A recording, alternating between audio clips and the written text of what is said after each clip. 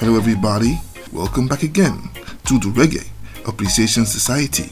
It's almost exactly 5 decades since the Burning Spear blew its way out of the underground scene in Jamaica and stunned the world with the amazing and simply mesmerizing Marcus Garvey, a towering classic that is among the great all-time reggae albums of all time and a cornerstone of Rastafarian music. The Burning Spear was indeed among the first Jamaican acts to play what we now know as reggae, and has since endured as one of the most consistent musical juggernauts that the world has ever seen.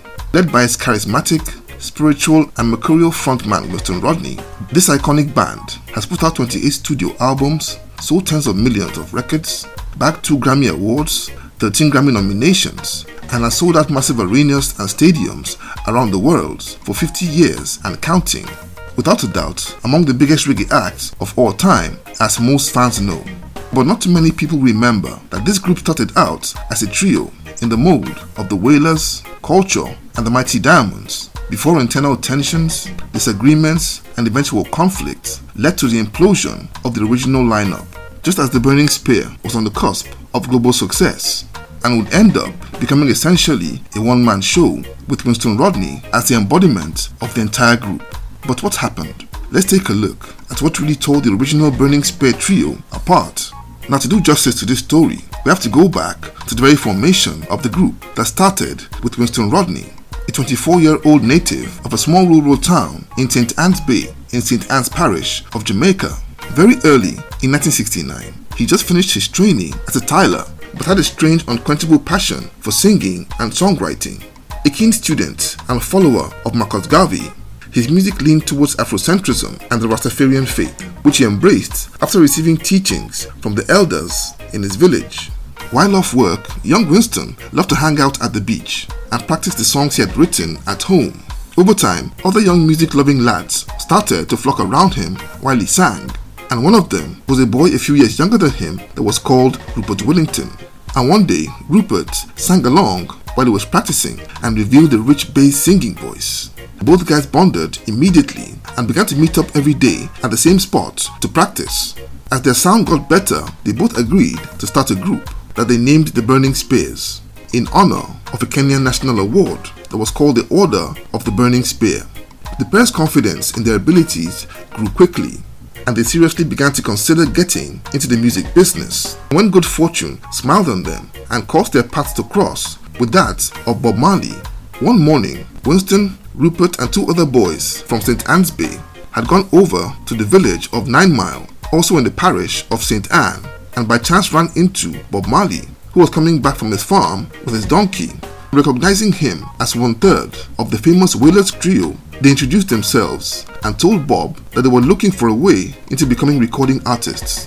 Bob told them immediately to go and check out Studio One over in Kingston, the very best place for young artists to start a career. As the story goes, Rodney and Wellington hopped on a bus and took the 1-hour ride to Kingston and over to Studio One, where they auditioned for Coxsone Dodd and ultimately impressed the producer. After recording the groundbreaking song Door Peep Shall Not Pass, that Dodd felt was too spiritual and conscious to be a commercial hit, they added a 3rd member in Delroy Hines, the younger brother of singer Justin Hines, and went on to release a slew of hit singles, including the smash hit Joe Fraser that came out in 1971. They recorded several singles and 2 albums for Studio One before quitting in 1974 over a lack of financial rewards. Despite all the hits, the trio returned to their hometown in St. Anne's Bay and went back to doing menial jobs to survive before sound system owner and then upcoming producer Jack Ruby approached Winston Rodney and convinced him to reassemble the Burning Spears for a new project. After recording the song called Marcus Garvey and testing it at his sound system dances, it became a sensation with revelers. Jack Ruby took the trio to the popular Randy studio at Kingston to record all the songs that made up the whole album Marcus Garvey, backed by a superhuman backing band called the Black Disciples that included Robbie Shakespeare, Leroy Horsemouth Wallace and Elchina Smith, among others. Rodney's ethereal, unforgettable chanting, masterfully backed by the sublime vocal harmonies of Rupert Wellington and Delroy Hines, all made for a masterpiece that is rated among the greatest bodies of music in reggae history. This album's critical and commercial success was followed by Man in the Hills in 1976, which was also a smash, though not as big as Marcus Garvey. Now signed to Island Records, they finally began to reap the rewards in financial terms and began to tour internationally with a groundbreaking visit to America in that same year. But while this breakthrough was a reason to celebrate, it ironically started to cause problems with the Burning Spear trio. More success inevitably led to more work to maintain the success. And while Rodney was driven with a passion to build on what they had achieved, Wellington and Hines began to lose steam. While I think it's possible that success had made that pair soft, some have said that both of them couldn't handle the pressure of the non-stop touring, performing, and recording sessions. While others have speculated that Wellington and Hines felt cheated that they weren't getting enough money like Rodney, who was the lead singer. Till date, it's not certain what the problem was, but by the middle of 1977, Winston Rodney began to clash with them over what he felt was a lack of dedication towards the vision that they all started with. Over time, it even became a battle for Rodney to convince them to show up at the studio for rehearsals, and reportedly led to heated arguments on many occasions. By that time, Rodney was at a crossroads as he was considering taking full creative control of his music going forward, and totally fed up with his groupmates. So in September 1977, he parted ways with producer Jack Ruby on what were very amicable terms. And as the songwriter, lead singer and frontman of the trio, he fired Wellington and Hines just before embarking on a tour of Britain that featured his now-legendary concert at the London Rainbow Theatre, where he was backed up by British band Aswad in October of that year.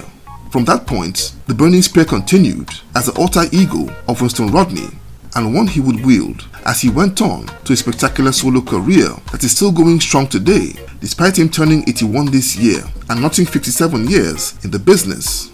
Post Burning Spear, Wellington and Hines would record music intermittently as solo artists and as backup singers over the next couple of years, but largely dropped out of the public eye by the middle of the 1980s. But on a positive note, they remained good friends with Rodney and even joined him for a reunion show in 2007. But sadly, Rupert Wellington passed away last year after a brief illness. Honestly, I wish that trio had been able to hold it together and endure as a unit. Without a doubt, Burning Spear indeed achieved great things and put out great music, but I believe there was a certain magic that the original lineup possessed that all but disappeared after they broke up.